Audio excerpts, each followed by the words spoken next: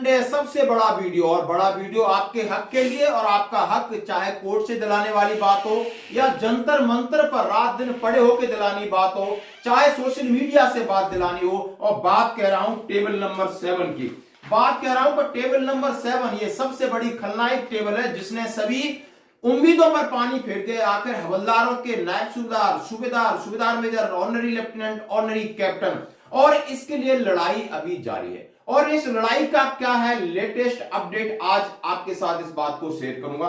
सबसे पहले बात करूंगा कि ये जो मिसलेनियस एप्लीकेशन फाइल की गई है इसके किसके लिए की गई है, उसका क्या वर्डिक्ट है, क्या फैसला कब होगा, क्या आने वाला।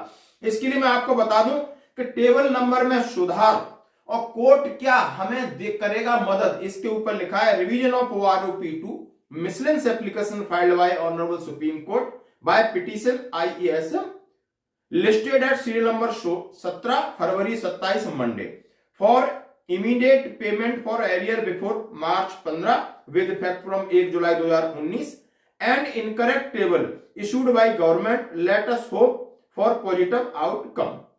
दो मांगे हैं कि 4 किस्तों का जो एरियर है आप एक किस्त में कन्वर्ट करिए और 15 मार्च तक दीजिए ये, और दूसरा है टेबल नंबर 7 में करिए सुधार। इसमें खासकर हवलदार, नायब सूबेदार, सूबेदार, सूबेदार मेजर, ऑनरी लेफ्टिनेंट कैप्टन को कोई नहीं है फायदा।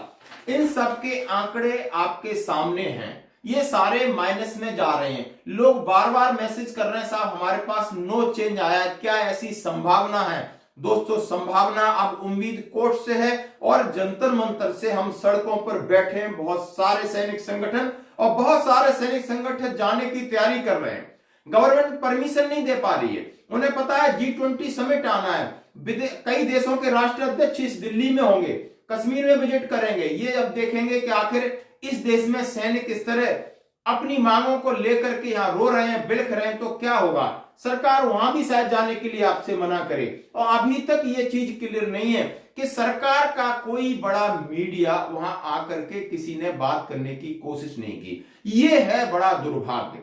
कोई भी हमारे साथ बड़ा अधिकारी नहीं, कोई बात नहीं, बट हुजूम तो है। सैनिक हैं जिनको दर्द है, और जिनको दर्द है वो अपनी आवाज उठा रहे हैं, लेकिन सरकार उनकी आवाज नहीं सुन रही है। सरकार आखिर क्या चाहती है, कौन सा मीडिएटर चाहती है? ये है कॉन्सेप्ट दिल्ली का।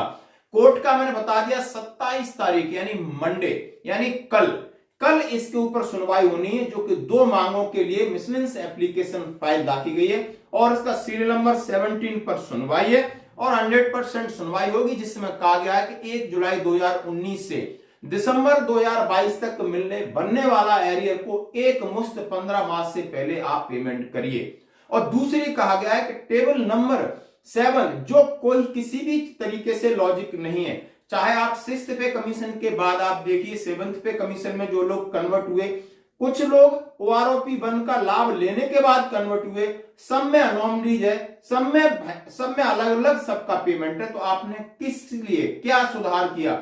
इस सुधार को लेके हमें उम्मीद है कि कोर्ट हमारे पक्ष में कुछ फैसला देगा, लेकिन बात ऐसी कि कोर्ट हमारे पक्ष में फैसला देता है लेकिन सरकार मानती क्यों नहीं है? इसके ऊपर आते हैं। सरकार सुन सब रही है, सरकार देख सब रही है, लेकिन सरकार वही करेगी जहां उसको डायरेक्ट कोई ना कोई फायदा हो, वो पॉलिटिकल एडवांटेज लेने के लिए। आप इस बात को नोट कर लो, सरकार के पास सारी चीजें जानकारी है, इन सब की जानकारी की किसी को फायदा नहीं हुआ, लेकिन सरकार जाकर के एकदम संशोधन करने वाली नहीं है। वो सरकार अगले साल का इंतजार कर रही है। सरकार चाह रही है ये आवाज ऐसे ही, ये लोग ऐसे ही रोते रहे, तड़पते रहे, और इनको मैं कुछ न कुछ दूंगा तो 2024 में दूंगा, क्योंकि सरकार के पास विकल्प है। और विकल्प ये है कि आपका 50% DA हो जाना, आपका पे कमीशन का गठन न होना, और सरकार के पास इलेक्शन है। ऑटोमेटिकली वो सिस्टम में था कि पेंशन पे रिवीजन की जाए, उसी मुद्दे का फायदा उठाएगी और इस मुद्दे पर जाकर के तभी वो नया एक डिसीजन लेगी। ये आप लिख के रख सकते हो कि सरकार सुन नहीं रही है, सरकार देख नहीं रही है, सब कर रही है, सब समझ रही है, सोशल मीडिया से भी समझ रही है, दिल्ली से भी समझ रही है, माननीय सुप्रीम कोर्ट से भी समझ रही है, लेकिन करेगी वही जहां उसको अपना पहले फायदा होगा, उसके बाद वो हमें फायदा देगी। कमेंट जरूर करिए।